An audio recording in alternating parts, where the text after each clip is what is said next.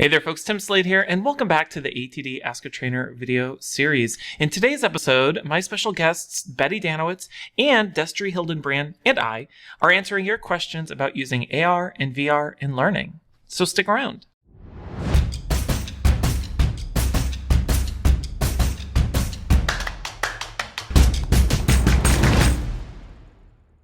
You know, it's amazing how much technology has changed and continues to change our industry. I mean, it wasn't that long ago when mobile devices became the primary method for people to consume information.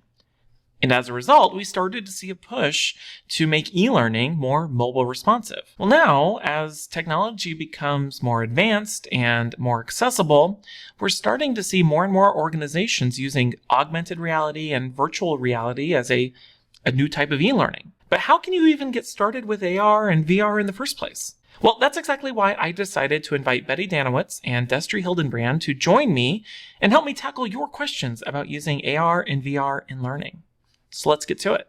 All right, Betty and Destery, thank you so much for joining me for this month's ATD Ask a Trainer episode. This is our first time doing an episode with two guests, so I'm super excited. And whenever I think about AR, I think about Betty. Whenever I think about VR, I think about Destery. So before we jump to the questions, I mean, Betty, Destery, can you introduce yourselves? Tell us a little bit about who you are and what you do and why you're involved with AR and VR. Sure. So I'm Betty Dannewitz, and you probably know me from If You Ask Betty. It's a podcast. It's a state of mind. All of those things. Yeah. I work. My day job is I work for the Ken Blanchard Company. Love it. Love what I get to do there. I'm a solutions architect working with clients, and then also I on the side I teach classes with Destery and sometimes without about augmented reality for the e-learning launch. So I'm everywhere. Basically, we could do that chant from Ted Lasso, but I feel like that's not okay because there's some expletives in it. No, I've never That's watched good. That's a that good one, show. though. It is a good one. Roy Kent. Yeah. Yeah, Roy Kent. He's everywhere. Anyways, Yes. so that's me, and my partner in Mischief and Mayhem will now introduce himself. Yeah. Yes. My name is Destery Hildenbrand. I am a learning experience producer for a company called Motive, and we build VR learning experiences.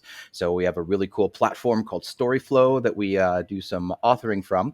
My background is I've done about 15 years in L&D, really kind of just evolved through the tech space. About 5 years ago, I really dove headfirst into augmented reality, met Betty in 2018 at Realities 360, and we struck up a friendship and have been able to, like she said, partner and teach some classes, and just spending most of my time helping folks get better with immersive technology and finding great ways to use it in their learning and development plans. Good. I love that. So, okay, great. Well, so before we get to the questions that we have for today's episode, I kind of want to, for anyone out there who doesn't know what AR and VR is, I mean, we use those two acronyms interchangeably, not interchangeably, but usually they're clumped together. And so, Betty, can you tell us what AR is? And then Destery, can you give us a little bit about how VR is different, but also somehow related to AR as well? Sure. So augmented reality, AR, is when you experience digital content overlaid on your existing environment. So right now, most likely, people are familiar with augmented reality through Snapchat, maybe the Target app, IKEA, Wayfair. I think it's you can try glasses on through augmented reality, and then there's also sort of like this uptick in what's called wearables. So soon we'll be able to put something on our face, and I've been setting the trend for wearing those for a while. But and then we'll be able to see through that the augmented reality. So like in the past, there's been Google Glass and also Snapchat goggles. Now there's currently Facebook has a Ray-Ban augmented reality, etc. So digital content overlaid on your existing environment. Got it. Unlike VR, which Destery will tell you about. So virtual reality does take us into a completely simulated environment.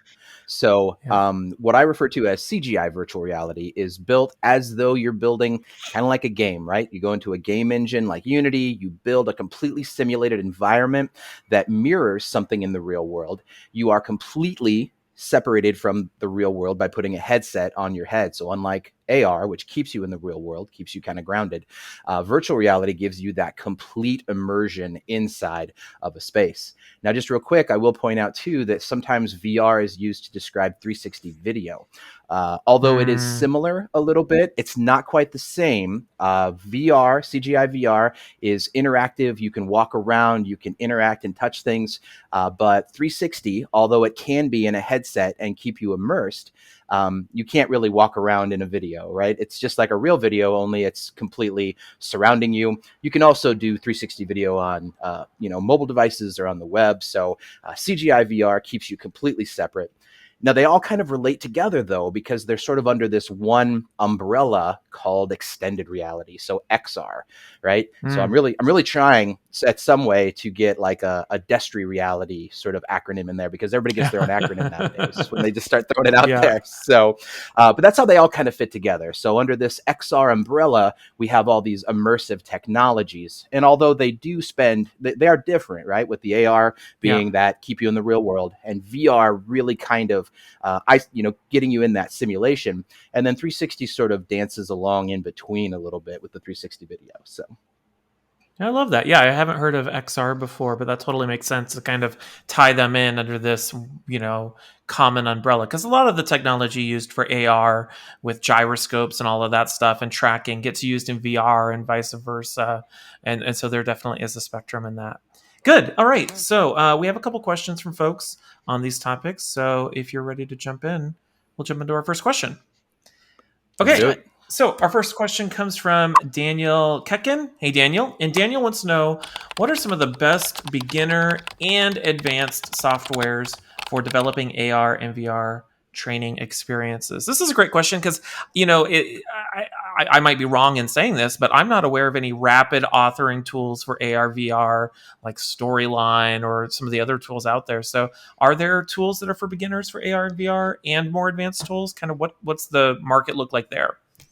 The answer is yes. Good. There are. So let me talk a little bit about the AR side. Sure. So Destry and I teach classes we use the software Zapper. And ZapWorks is actually where you author the augmented reality. And what's really great is there's a couple of different sort of tiers in which you can develop. So they have ZapWorks Designer, and also widgets, which we say in the classes that we do, we say, hey, you know what? If you can create a PowerPoint slide, you can create augmented reality. Oh, okay. And then they also have sort of like an advanced or step up, which is Zapper Studio. And for that, we say if you can build something in Storyline, you have the skill set that you need to build in Studio. It kind of looks more like Adobe, but functions more like Storyline. Sure. So there are definitely a couple of different tiers of beginner. We call it advanced, but it's really sort of intermediate in the grand scheme of things. But for L&D, it's really probably the top of the list that designers and developers would be doing. And then Destry, you can talk a little bit about VR and Unity and all that good stuff, and throw in the AR stuff there too. Sure. Yeah, no problem. So with virtual reality, it's a little bit different. There's a little bit more of a heavy lift when it comes to actually developing the product. There's Unity and Unreal Engine are both game development platforms, and those are probably used the most widely to develop your virtual reality simulations. What's really cool, and I'll get a little plug here for my company Motive, is we've actually created a rapid authoring tool called StoryFlow that allows learning developers to get in, and once an environment's created, it allows them to go in and make those edits on their own. So you kind of eliminate that dev middleman a little bit. So that's a little bit different from some of the other companies that are out there. But for CGI VR, that's really what you're looking at. You're really looking at a little bit heavier lift, a bigger team, different skill sets. When it comes to planning and working through either AR or VR, though, one of the great parts about it is that as learning developers, we've cultivated those skills that translate over very well, whether it's needs analysis, whether it's working with variables or understanding timelines or recognizing branching scenarios and creating action maps. All of these things, they all translate over to that development window. And I'll throw in here just another option for 360 video. There are some rapid authoring tools for that as well.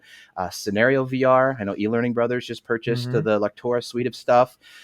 There's one called Uptail. 360, so a vendor that we met actually just at ATD 21 about a month ago.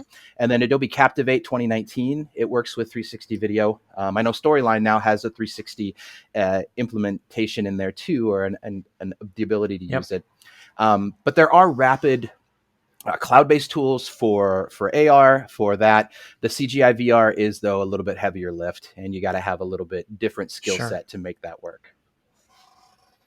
So do you think, it sounds like, correct me if I'm wrong, Betty, so with the AR tools like Zapper, those sound like they're already in the realm of like the no-code tools that, somebody could get up and started with. Would that be correct? So yes, sort of. Yeah. So designer and widgets are no code tools. Okay. But when you get into studio, there's a little bit of code that you need to know. It's really too much code for me. Yeah. But not because I've just made that life decision that I'm not going to know code. But for those who like to dabble, it's just enough. Sure. So you don't have to be an expert in code. It's if you just like to dabble a little bit, it's just enough. I will mention too that another quick, easy one is Adobe Aero. It is quick. It is easy. It's cheap because it's free. Yeah. And but it is only iOS right now. Got it. So so that's kind of a limitation that a lot of places will run into. So got it. So Destery, do you think with the things, VR tools? Oh, go ahead. Yeah. Sorry, I didn't mean to cut you off there. No, I was just gonna piggyback on what she was saying there. When it comes to working with like Storyline, right? You can have a little bit of JavaScript to help enhance what you have going on. Very similar to some of these other cloud-based tools, these rapid authoring tools. If you know a little bit of JavaScript, just enough to be dangerous, right? You can do some of these things. So even though there is a little bit of code involved, it's nothing that's outside, again, that existing skill set that a lot of us have as content developers or L&D specialists. So Destery, one of the things I'm curious to know about with the different tools for VR specifically is that industry moving more towards in the future being no coding tools that are going to be more accessible and usable to a wider audience? Kind of where's that at right now in that market? Yeah, that's a great question. And I think that we're kind of at that point now where we're sort of in the middle stage. We've really come a long way from where it was all code at one point to where you really couldn't do much without doing at least almost 3/4 of it with just C# or C, whatever code that you had to use inside of those tools. But you are seeing you are seeing the platforms really try to make it as universally accessible as possible so that anybody at any skill level can do that. And I think that there's just a couple technical hurdles that happen a little bit different with VR that have to be kind of overcome. And I think that some of the bigger companies are probably going to hit that. Again, with being able to kind of work around that, you need a dev team to really build that environment for you to then go into and design things with. So, once you get sort of past that and start putting more of that control inside of the L&D professionals or the designers, right, who don't necessarily have that extra skill set, that is the goal. But it's just a little bit, just taking a little bit longer to get there. Sure, that makes sense. Well, good. Okay, well, hopefully that helps answer that question, Daniel. And then we'll put links down in the description to all those tools that Betty and Destery mentioned. All right, so our second question comes from Taylor Pincus. Hi, Taylor. And Taylor wants to know, in what situations does it make the most sense to use AR, VR in training? I love this question because I'm a big fan of things being fit for function. And I've seen some folks create things that are overly complicated for really simple learning tasks that maybe could have been, even whether it's just an e-learning course or a full crazy VR solution for something that could have been accomplished with a job aid. And so I think for me, this is the biggest question I'm curious to know. When is it fit for function, or when does it make most sense from a learning standpoint to use a VR solution or an AR solution? So let's start with AR, Betty. When does it make most sense to use AR? So I have a long list, so I'll try to keep it, just a couple for you. But the biggest one for me, for Destery, I know for sure he loves this, is curating content. Okay. So if you have, let's say you're creating an e-learning, Tim, you've created e-learning before. I've created a few. Just For a couple. sure. Yeah. Okay, so you know how you always create an e-learning and you always put that resources tab like Yeah. in the upper right corner, maybe it's in the bottom left. I mean, do people click on that? No. Maybe. Yeah. Probably not. But if when they clicked on that, it had an augmented reality experience that they could access all of those resources, they might be a little bit more likely to actually visit that spot. So Sure. anytime you want to curate content, offer a deeper dive into learning, augmented reality is a great way to do that. Um, Anything that you want to increase engagement on, Mm-hmm. because let's just face it, it's plain old boring.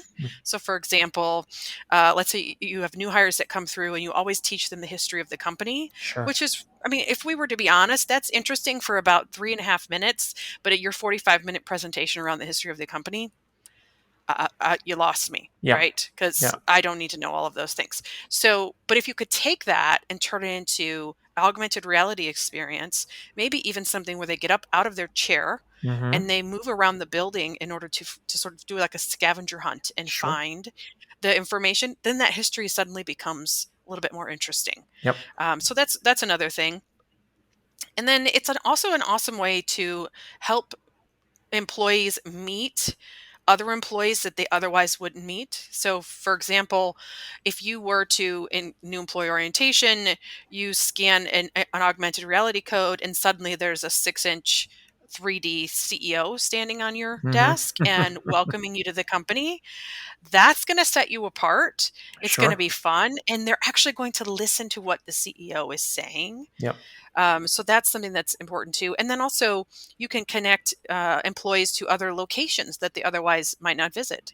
So if you have home offices on the West Coast and manufacturing is somewhere in the middle of the country, I don't know, like Iowa, I don't know.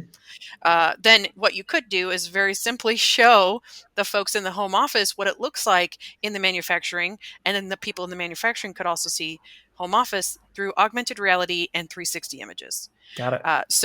So there's that's just a handful of different ways that you could really make sense of using AR. I've probably got another 6 or 8, but we'll just stick with those. Okay, good. I love that. Okay, so Destry, what about VR? When does it make sense to use VR from a learning standpoint? Sure. And you know, with VR, there's about a handful of really solid use cases. It is a little bit more of a targeted sort of specific thing. Mm-hmm. One of the dangers you run into is with this technology that a lot of people they have a technology looking for a problem, but we really need to have that Yeah. problem that fits the technology in order for it to work. Yep. Anytime you're training somebody in a dangerous, potentially hazardous situation, let's say it's an open pit mine. Like, you don't want to just take a Mm-hmm. new miner and be like, all right, go find the hazards, have fun. Right. We really want to make sure that they understand, they recognize, they get a feel for what it is they're going to be doing before they actually do it. Mm-hmm. Anytime that situations or scenarios are expensive to recreate, how often can we take somebody out to an oil rig, or can we get them all the way up in a wind turbine to fix it? Or think about all of those potential places where, how do we recreate this environment in the real world? Well, it's entirely possible we can't, but we can create that any simulation, any location inside of virtual reality. And it not Yep. only gives them that starting to build that muscle memory or that visual representation, but it's also the hands-on, pick this up, assemble this widget, talk with this individual. So anything like that. Um, Also, any situation where you want to give people opportunities to maybe practice talking with an avatar. Maybe it's Mm. emotional intelligence, maybe it's a project we were working on not too long ago was working with dementia patients in a care center. Yep. So how can you, as a personal care worker, how can you go in and interact and practice that, work on your person-centered communication skills in those situations without, role playing is, it's fine. It's a great way to do stuff, but it's hard to role play with other people, right? It's hard to get live people to role play with you in a way that doesn't make you feel kind of goofy or that doesn't make you feel really on the spot. Like when I'm Sure. presenting to people, it's usually pretty fine, but if I'm one-on-one talking with somebody, I'm a lot more hyper aware of what it is I'm doing. So if we can recreate these situations or these scenarios where people can go in and practice all of these hands-on physical communication skills, that's really where VR is going to shine, and it's really going to enhance as another blended piece to your overall learning solution. Yeah, I love that. Oh, I think obviously VR makes sense. Like I think of flight simulators, or I know the military uses it when they're trying to train soldiers on navigating, compounds of terrorists or whatever the case may be. But I think you mentioned a great point that with the right analytics and sensors and information, it can be used for soft skills training as well. I know I've seen a demo at the ATD International Conference a few weeks ago where you were giving a presentation and it was measuring your heart rate and how fast you were talking and how many filler words you used. And I could think of a lot of situations with the right sensors that it could be very compelling for sure. All right, Taylor, hopefully that helps answer that question. All right, so our third and final question comes from Hariono Tajono. Hey, Hariono.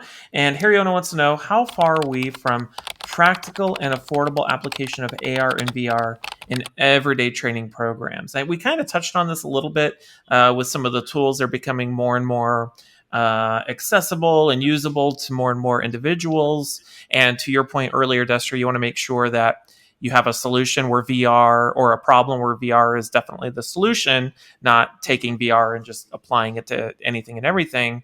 But how far would you say we are from, L&D departments across the board integrating AR and VR as part of their training strategies? Thoughts there? I mean, I would say we're here. Okay. Like we're here. We have arrived. Yeah. Just like, you have arrived. Well, thank you. I always love it when the GPS tells. I'm like, well, I know. So thanks for noticing. But yeah, so we've arrived. And part of the situation, though, is that people haven't looked up from what they're used to doing and noticed that there's this affordable, practical way to implement this. And I would say that with both the AR and VR, because there are some of those 360 image and video VR applications that are much more affordable right now.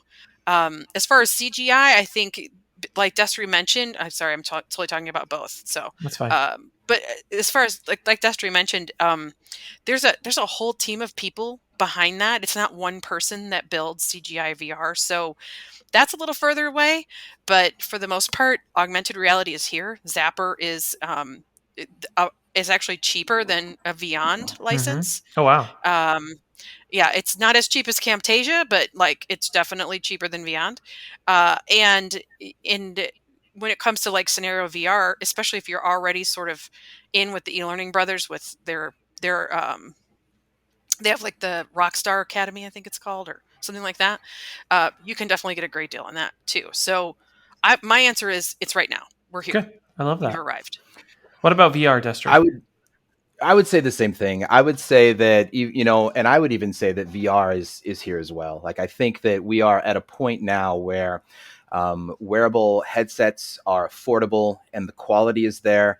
I think that as if you're committed to, and that's the direction that's going to make the most sense for what it is that you want to do when it comes to virtual reality, then absolutely there are opportunities, there are vendors, obviously me being one of them, that's out there with Motive. We have tools that are fantastic to help you build that and to help your L&D team create that.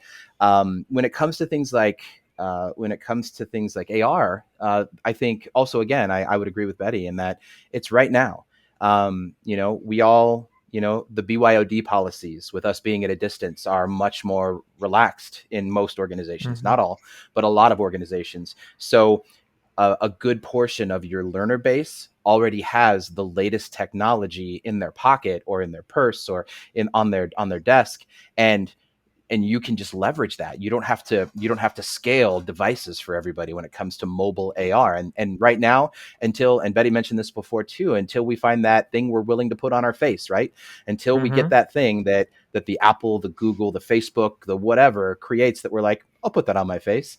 We're all going to be kind of tethered to our mobile device. So so I would say absolutely with AR, and again, as you know, with that solid use case, it is affordable and accessible for virtual reality as well, without a doubt. Good. I love that. Well, hopefully that answers that question, Hariono. And those are our questions. So before we wrap up, I want to thank you, Betty and Destery, so much for joining me for this month's episode. Where can people find you online if they want to connect with you, learn from you, all that good stuff? So you can find us both on LinkedIn for sure. I'm on LinkedIn as Betty Dannewitz, and then every other social I'm at if you ask Betty. Try to keep it safe. Try to keep it simple. It's been a long day. You can also find me at ifyouaskbetty.com, and you can, if you want to hear more of my melodious voice, you can listen to the If You Ask Betty podcast. Good. As for me, the best way to get a hold of me is through LinkedIn. That's where I spend the majority of my time. You can find me on Twitter at Destery1Kenobi.